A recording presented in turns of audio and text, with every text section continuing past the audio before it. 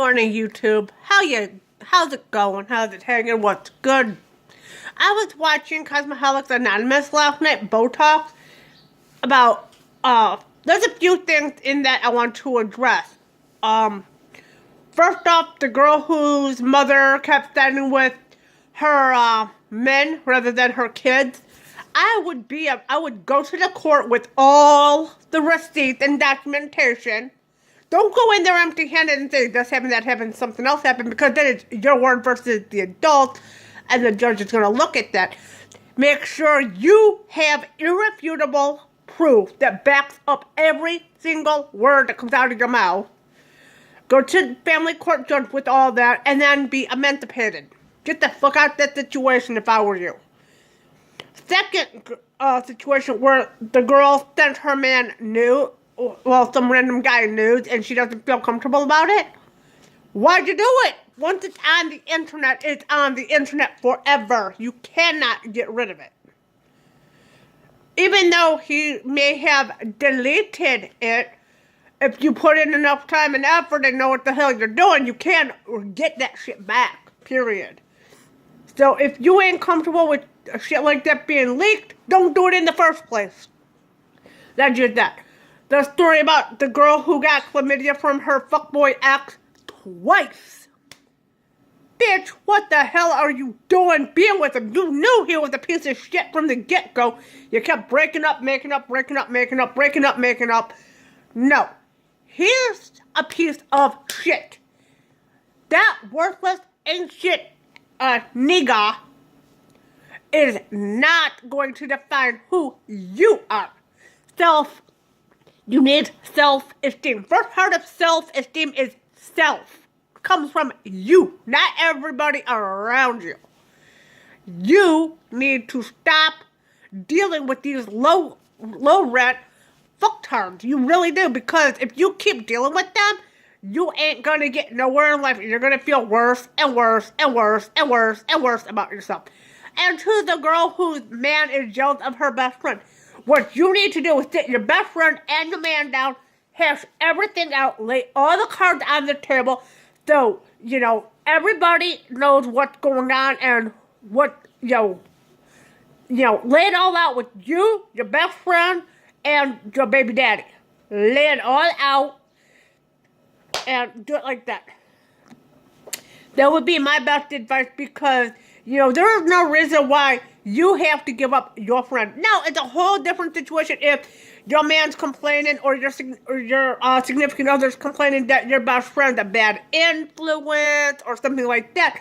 Then, yeah, they do have a legit cause. Or if you happen to be giving reason, like you're stepping out of the relationship and you are not even remotely discreet about it, then, yeah, your main joint does have cause to say something. But if this is not the case, you, your best friend, Santana, and your boyfriend need to sit down and hash everything out. I don't care how long it takes. That's what you should do. You should have done this from the get-go when you first got with your man. You should have set him down with your best friend and you and hashed everything out from the get-go. This way, this situation wouldn't be occurring now 2 months after you have a baby.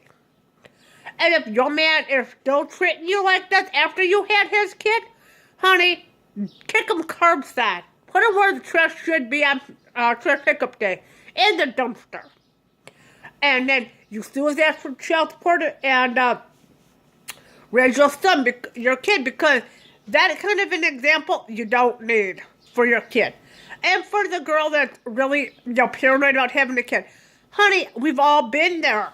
I have 3 kids. 20, 16, about to be 17 this year, and 3 in March. Okay? So my kids are a little bit older.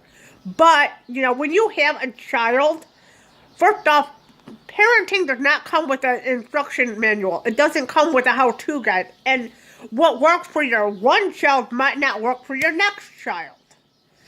So that, you gotta take that into consideration, and all you really can do is do the best job you think you can do, You can't just sit there and worry about things that might not happen, If you did, you'd be a nervous wreck all the time. You know, I know, you're scared about having the baby. Well, you know what? All that worrying and stress is not healthy either. I'm not saying be all oblivious to the dangers, no. But I'm saying if you're stressed out 24/7 while you're pregnant, that baby is going to be stressed out too.